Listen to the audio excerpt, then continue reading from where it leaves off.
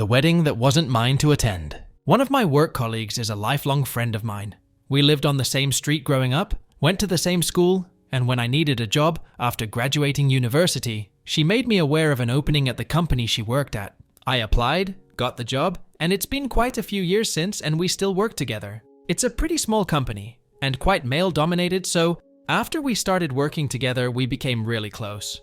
We take all our lunches together, we regularly stop by each other's desks for a chat, and we quickly became known round the office as inseparable. A year ago, she got engaged to her long-term partner, and I was ecstatic for her.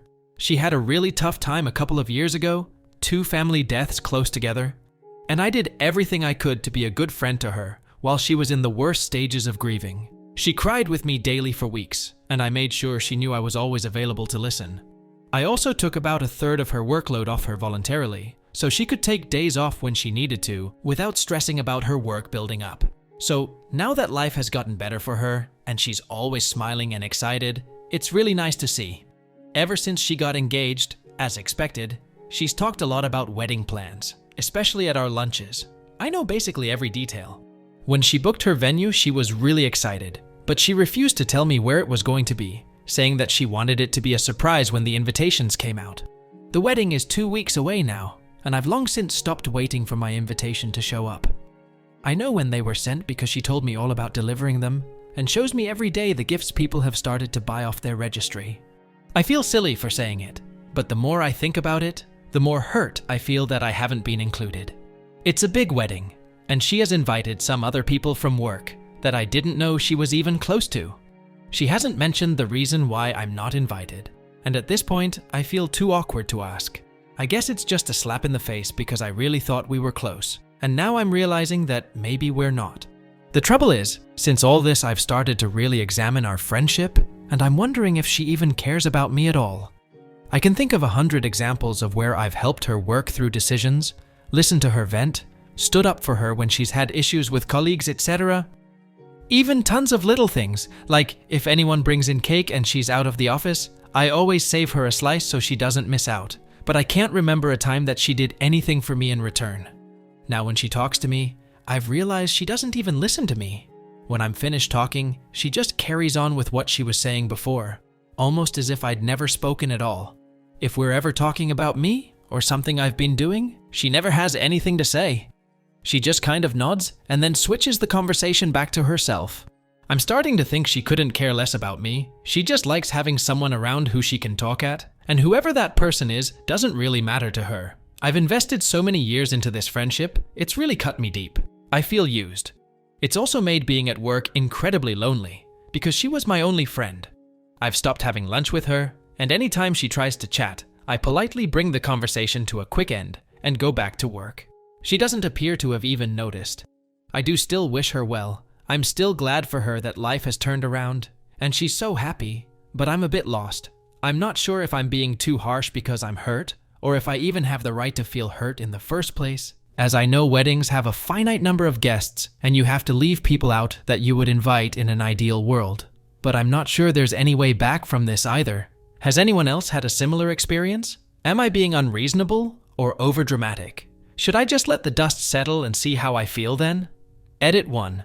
Just to clarify things that have been asked a lot or requested to be put in an edit. 1. She hand-delivered the invites to other people at work, so I know it hasn't been lost in the post too. I haven't asked her about it because I'm a total doormat and scared of difficult conversations. And 3. I invited her to my wedding, but that was years ago, so it's possible she thinks things have changed since then. Edit 2. This has got a lot more attention than I expected, and my first ever gold from a kind stranger. Thank you. I have read every single comment. Thank you all so much for taking the time to give me advice. You have given me a lot to think about.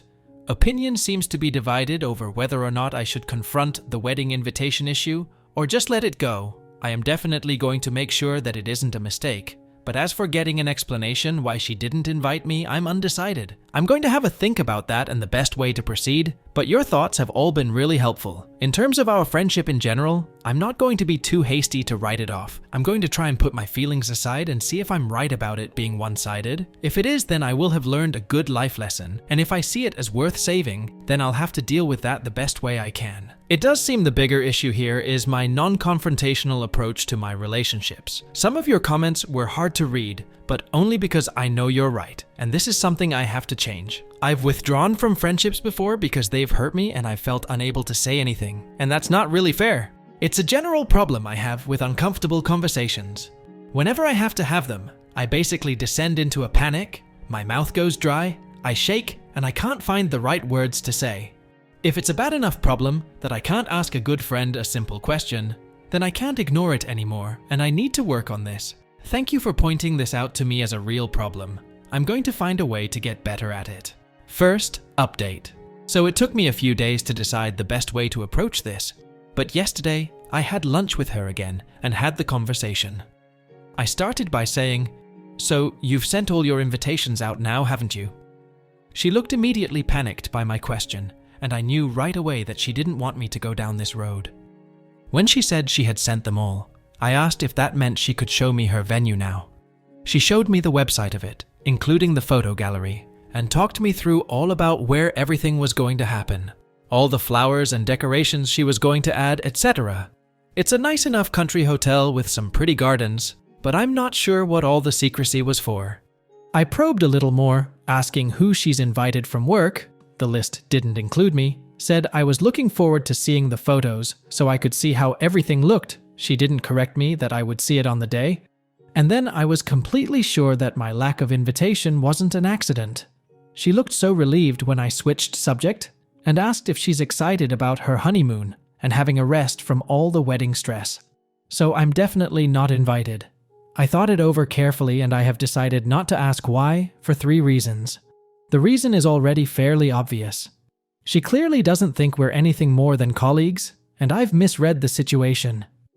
There were some other theories suggested, for example, jealous husband-to-be, associating me with her past grief, but considering everything I know about her and our history, I'm sure it's not that. I'm not sure why she didn't cool it on the wedding talk with someone she had no intention of inviting, or even just bring it up with me and explain why I'm not invited, but never mind.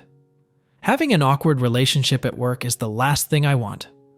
I'm worried that if I push this and turn it into an issue that I'll look pathetic and needy, or it will just be unprofessional. I also run the risk of her bad-mouthing me to colleagues and mutual friends, and I will find it much easier and less messy to handle my own feelings quietly. This is a once-in-a-lifetime experience for her, and I don't want to be the source of drama that dampens her spirits at all. I'd rather just let her enjoy her wedding, make good memories, and not bring her down. And you know, I'm fine with not going. It was never really about getting invited to a wedding. It was more having to face the fact that I'd been naive and taken for granted, and I felt silly that I'd invested way too much in this relationship. That's not all on her, because she was never obligated to be my friend. Talking it through it actually really helped me work through my feelings. When I went back to work on Monday, I felt much calmer and more detached from it emotionally. I have looked back on our whole relationship, and honestly, she's always been self-involved, entitled, and narcissistic. Being a bride has just made it more obvious, but it's always been there. She's also never given back to me, besides helping me get my job, which of course I'm grateful for, in that she's never been willing to talk me through any problems I've had. And although I help her happily with her work, she says no if I ask her for help in return. She has a few office enemies, and even though I saw her negative traits that caused her to be disliked by some people, I overlooked them and defended her anyway. Now I have put a little distance there, it's quite apparent that she's not a very nice person, and I'm genuinely okay with just moving on. She hasn't really noticed the distance between us so far, or she has noticed and doesn't care, is relieved that I'm giving her space. So I intend to just continue with doing that. If she eventually asks why, or I get the sense that she's trying to rekindle our friendship, then it will be time to clear the air with how I've been feeling. If she doesn't, and we just continue drifting, then that's probably for the best. It's sad to lose a friend, and it will probably take me some time to get over it, and to become comfortable with the change in our relationship. But I have other genuine friendships, and plenty of colleagues who are lovely people, who I can get to know better now. If I can learn how to better speak my mind as things are happening, that will stop things from building and building until I have to have a serious conversation, and it makes what should have been a molehill into a mountain. I also need to figure out how to have difficult conversations without having an anxiety attack, which not only weakens my message but is extremely distressing and puts me off dealing with things and being honest with people. I had a couple of books on assertiveness recommended to me, so I've bought them to start me off. I'm also looking into going to a coach, or maybe a couple of therapy sessions at least, to try and better myself. I don't want to hurt other people by doing this, so this has become top priority for me. Thank you so much everyone who pointed that out to me. I was aware of it, but I didn't think it was a problem, and figured I'd just be that way all my life. Now I know better. Thank you for being so honest with me. Also, thank you to those who talked me through the one-sided friendship issue. I'm a good listener, and have always attracted people who need to vent, but I only ever noticed the one-off conversations, and didn't think I was being taken advantage of as a long-term listening ear. I have been examining my other friendships in the last few days to see if anyone else is using me in the same way, or if I've even been doing this to others and not had the self-awareness to realize. There are a couple of changes I need to make, including a friendship that I need to set some boundaries in, and another one where I've not been giving back to the other person as much I should have. I have learned a really valuable lesson from this about maintaining healthy relationships, and I'm very grateful for that. Second update, the colleague and I still work together. In the time that has passed, she has had 2 kids and took 12 months off for each, so she hasn't actually been around a lot. At first, I avoided her. Looking back, I was being petty and giving her the silent treatment. I was hurt, and I wanted to hurt her back. Not my finest hour, but the joke was on me as I don't think she even noticed. But then 2020 happened, and we were working from home. Then she went on maternity leave, and by the time we were back together in the same office, it had all been long forgotten. At this point in time, we are friendly. I genuinely hold no grudges, but I understand what our relationship is now. I don't overextend myself, and I don't expect anything more from her than chit-chat. In the meantime, the company has grown a lot, and I have a good group of work friends. We go out for lunch, go to the pub on Fridays, and sometimes hang out on weekends. I have always had some wonderful friends, but now I have a bunch more, and these ones I get to see 5 days a week. One of the people in this group got married 4 months ago. Not only was I invited to her wedding, but also her hen bachelorette party. I was on the photographer's list for an official photo with her, along with the other work friends she invited. And after a few drinks, she gave me a big kiss and said she was so pleased I was there. Another one of them is recently engaged, and although her wedding is a while away, I have already been informally invited, without having to ask, and my colleague has another work friend that she leans on now. When things upset her at work, I'm no longer the person she comes to for a rant or a cry. I'm totally fine with that, because it was an emotional drain. As for me being a doormat, I have grown a lot as a person since then. For a start, you really do just care less as you get older. Hitting 30 did wonders for my self-esteem and inner peace. Secondly, I have grown in confidence. I used to be terrified of letting anyone down, so I overcompensated. It took time for me to realize I am actually a really good friend. The more people I meet who like me just as I am, the safer I feel being authentically me. With this growth in confidence, I started using my voice a bit more. Firstly, just with little things. When nothing bad happened, it got easier. I could speak freely without being afraid of losing friends. There's been no major drama, but I believe if there was, I could handle it much better. Some of the messages I've received have been asking for advice, so here's my 2 cents that I learned from this whole situation.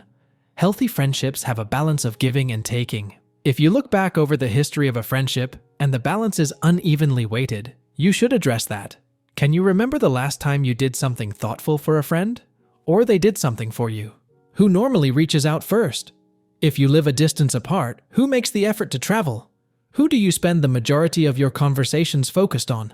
Would you call them if you were in trouble? And if you did, do you think they would be there for you? Occasionally evaluating your friendships is good for both of you. You don't want to be a taker, but equally you don't always want to be the giver, or eventually the friendship will run its course. Having said that, try to be objective and not hyper-focus on it. If your friend is going through a hard time, they're going to need you a lot, and probably won't have the emotional capacity to give anything back right now, But what are they like in good times? And if bad times hit you, would they step into the giver role for you? That's what counts. 2. Not everyone is going to be your bestie. Some friendships are casual. Some are just for a season. Some dip in and out of your life. Don't expect every friend to be the best friend ever, because that's simply not possible or practical. And there's a lot to be said for these other kinds of friendships. Some people are great fun on a night out, a good person to kill some time with, or they know how to lift the mood and get everyone laughing. These casual friendships might not have much depth, but they also take very little work and investment. You can enjoy people just as you find them, and when life takes you in different directions, it isn't painful to lose them. 3. Don't give everything of yourself to everyone. Pick wisely who deserves it. Chances are there are only going to be a handful of people in your life who you can trust and love enough to pour your heart and soul into. And when it's chosen carefully, it means even more, because they're so special to you. If you're currently grieving the loss of a friend who was never really your friend, I just want to give you a big virtual hug. It's not just painful, but also embarrassing and confusing. It makes you question yourself and all your other friendships too. But time heals, and you have true friends just round the corner.